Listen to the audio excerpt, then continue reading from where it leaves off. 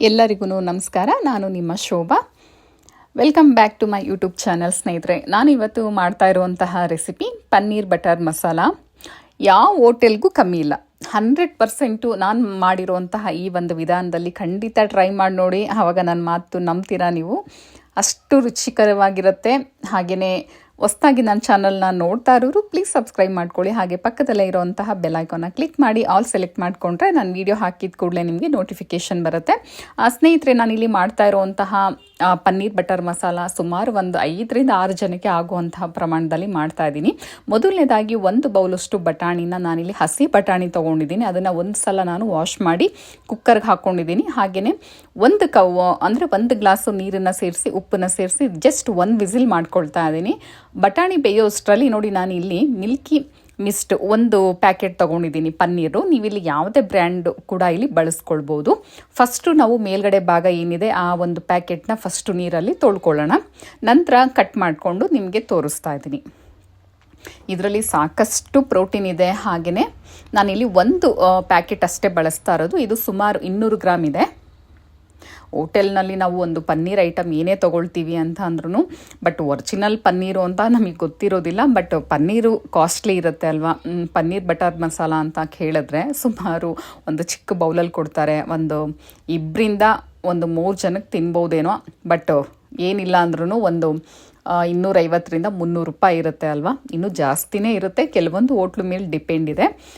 So ಈಗ ಇದನ್ನು 1 ಬಾರಿ ನೀರಲ್ಲಿ ತೊಳೆದ್ಬಿಟ್ಟು ನಂತರ ನೋಡಿ ಈ ಥರ ಒಂದು ಸ್ವಲ್ಪ ಚಿಕ್ಕದಾಗಿ ಕಟ್ ಮಾಡ್ಕೊಳ್ಳಿ. ತುಂಬ ದಪ್ಪ ಬೇಡ, ಈ ಥರ ಕಟ್ ಮಾಡ್ಕೊಳ್ಳಿ. ಇಷ್ಟು ಚಿಕ್ಕದಾಗಿ ಕಟ್ ಮಾಡಿಕೊಂಡ್ರೆ ತಿನ್ನಬೇಕಾದ್ರೆ ತುಂಬಾ ಚೆನ್ನಾಗಿರುತ್ತೆ. ಇದು ಚಪಾತಿ ಜೊತೆಲಿ, ಹಾಗೆ ಪೂರಿ ಜೊತೆಯಲ್ಲಿ, ಹಾಗೆ ನೀವು ಇದನ್ನು ಗೀ ರೈಸ್ ಜೊತೆನಲ್ಲೂ ಕೂಡ ನೀವು ತಿನ್ಬೋದು. ಏನು ರುಚಿ ಅಂತ ಅಂದರೆ ಅಷ್ಟು ರುಚಿಯಾಗಿರುತ್ತೆ. ಹಾಗೆ ವಿಡಿಯೋನ ಎಲ್ಲೂ ಸ್ಕಿಪ್ ಮಾಡ್ದೇನೆ ಪೂರ್ತಿಯಾಗಿ ನೋಡಿ. ಈ ಥರ ಚಿಕ್ಕದಾಗಿ ಕಟ್ ಮಾಡ್ಕೊಳ್ತಾ ಇದ್ದೀನಿ. ನಾನಿಲ್ಲಿ ಬಟಾಣಿನ ಬೇಯಿಸ್ಕೊಳ್ಳೋಕ್ಕೆ ಇಟ್ಕೊಂಡಿದ್ದೀನಿ. ಇದು ಆಪ್ಷನಲ್ಲು, ಅಂದರೆ ಬೆಳಿಗ್ಗೆ ಟೈಮಲ್ಲಿ ಸ್ವಲ್ಪ ಬೇಗ ಆಗಬೇಕು ಅನ್ನೋದಾದರೆ ನೀವು ಅದನ್ನು 1 ವಿಸಿಲ್ ಮಾಡಿ ಎತ್ತಿಟ್ಕೊಳ್ಳಿ. ನೋಡಿ ಈ ಥರ ಚಿಕ್ಕದಾಗಿ ಕಟ್ ಮಾಡಿ ಇಟ್ಕೊಂಡಿದ್ದೀನಿ. ಒಂದು ಬೌಲಿಗೆ ಹಾಕ್ಕೊಂಡಿದ್ದೀನಿ. ನಂತರ ಈಗ ಪ್ಯಾನಿಗೆ ಸುಮಾರು 1 ಟೇಬಲ್ ಸ್ಪೂನು ನಾನಿಲ್ಲಿ ಬೆಣ್ಣೆನ ಬಳಸ್ತಾ ಇದ್ದೀನಿ. ಸಾಮಾನ್ಯವಾಗಿ ನಾನೇನೇ ಬೆಣ್ಣೆ ಮನೆಯಲ್ಲೇ ಮಾಡ್ಕೊಳ್ತೀನಿ.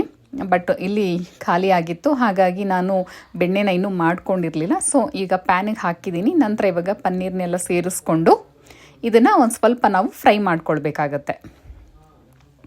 ನಾವು ಪನ್ನೀರ್ನ ಅಂದರೆ ಕಡಿಮೆ ಫ್ಲೇಮಲ್ಲಿ ನಾವು ಇದನ್ನು ಒಂದು 5 ನಿಮಿಷದವರೆಗೂ ನಾವು ಇದನ್ನು ಫ್ರೈ ಮಾಡ್ಕೊಳ್ಬೇಕಾಗತ್ತೆ. ಹಸಿ ಸ್ಮೆಲ್ ಹೋದಷ್ಟು ತುಂಬಾ ಟೇಸ್ಟಿಯಾಗಿ ಬರುತ್ತೆ. ಹಾಗೆಯೇ ಬಟರಲ್ಲಿ ನಾವು ಫ್ರೈ ಮಾಡ್ತಾ ಇರೋದ್ರಿಂದ ನೀವು ಪನ್ನೀರ್ ತಿನ್ನಬೇಕಾದ್ರೆ ತುಂಬಾ ಟೇಸ್ಟಿಯಾಗಿರುತ್ತೆ.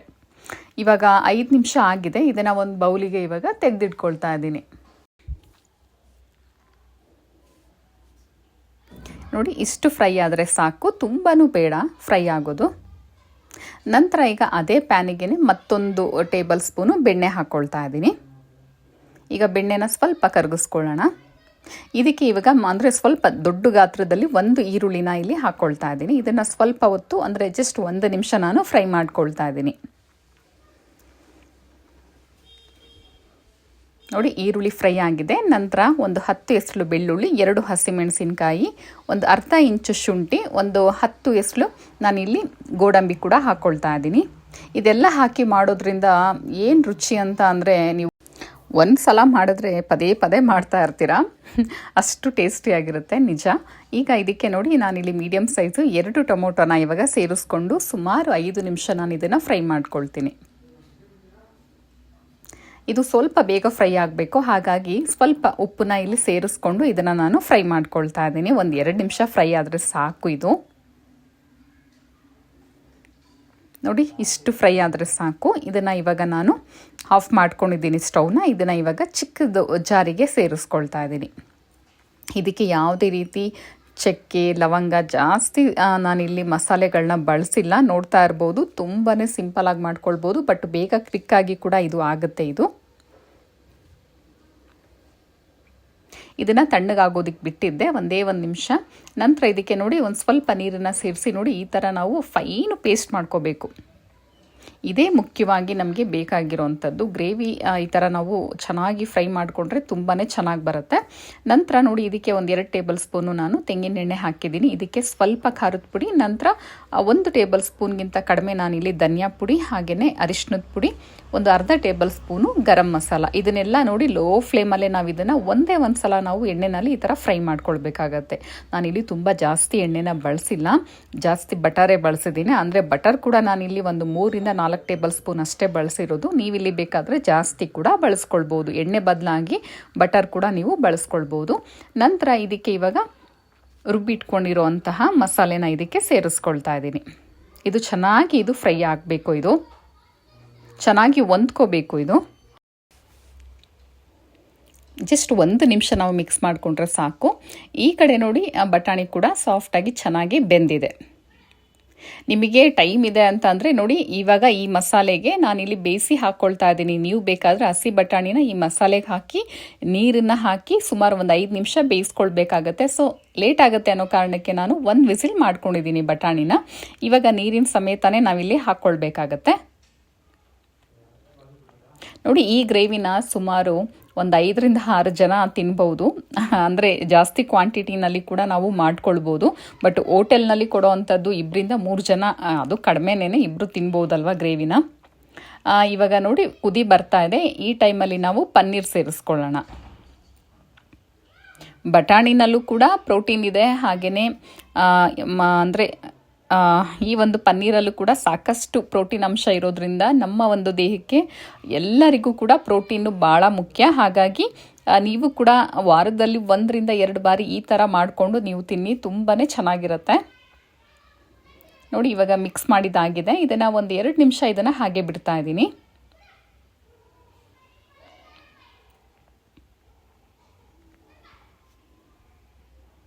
ನೋಡಿ, 1-2 ರಿಂದ 3 ನಿಮಿಷ ಇದನ್ನು ಬೇಯಿಸ್ಕೊಳ್ಳೋದಕ್ಕೆ ಬಿಟ್ಟಿದೆ. ಇವಾಗ ನಿಮಗೆ ತೋರಿಸ್ತಾ ಇದ್ದೀನಿ ಯಾವ ರೀತಿ ಬಂದಿದೆ ಅಂತ ಅಂದ್ಬಿಟ್ಟು.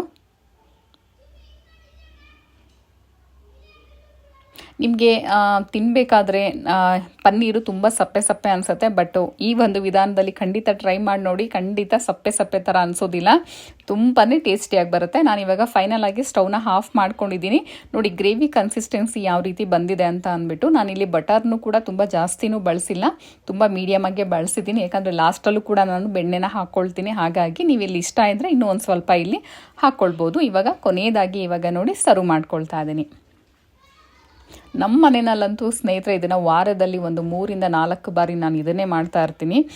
ತುಂಬಾ ಇಷ್ಟಪಟ್ಟು ತಿಂತಾರೆ. ಸೊ ಈಗ ಲಾಸ್ಟಲ್ಲಿ ಇವಾಗ ಸರ್ವ್ ಮಾಡ್ಕೊಂಡಿದ್ದೇನೆ ಸ್ನೇಹಿತರೆ. ಹಾಗೆ ಇವಾಗ ಬಟಾಣಿ ಸೀಸನ್ ಆಗಿರೋದ್ರಿಂದ ಹಸಿ ಬಟಾಣಿ ಎಲ್ಲ ಕಡೆ ಕೂಡ ಕಮ್ಮಿ ರೇಟಿಗೆ ಸಿಗ್ತಾ ಇದೆ. ಸೊ ಖಂಡಿತ ತೊಗೊಂಡು ಬಂದು ಟ್ರೈ ಮಾಡಿ, ತುಂಬಾ ಟೇಸ್ಟಿಯಾಗಿರುತ್ತೆ. ನಾನು ಮನೆಯಲ್ಲಿ ಚಪಾತಿ ಮಾಡ್ಕೊಂಡಿದ್ದೆ. ಸೊ ಚಪಾತಿಗೆ ಪನ್ನೀರು ಬಟರ್ ಮಸಾಲ ರೆಡಿಯಾಗಿದೆ. ತಿಂತಾ ಇದ್ರೆ ಅಂತೂ ಕಳೆದೋಗ್ತೀರಾ, ಅಷ್ಟು ಟೇಸ್ಟಿಯಾಗಿರುತ್ತೆ. ಮರಿದೇನೆ ರೆಸಿಪಿನ ಟ್ರೈ ಮಾಡಿ ಕಮೆಂಟ್ ಮೂಲಕ ಅನಿಸಿಕೆನ ತಿಳಿಸಿ. ವಿಡಿಯೋ ನೋಡಿದ್ದಕ್ಕಾಗಿ ಧನ್ಯವಾದ ಸ್ನೇಹಿತರೆ. ವಿಡಿಯೋ ಇಷ್ಟ ಆದಲ್ಲಿ ಎಲ್ಲರಿಗೂ ಕೂಡ ಶೇರ್ ಮಾಡಿ, ಮರಿದೇನೆ ಲೈಕು ಕಮೆಂಟ್ ಹಾಕಿ, ಹಾಗೆ ಹೈಪ್ ಕೂಡ ಮಾಡಿ.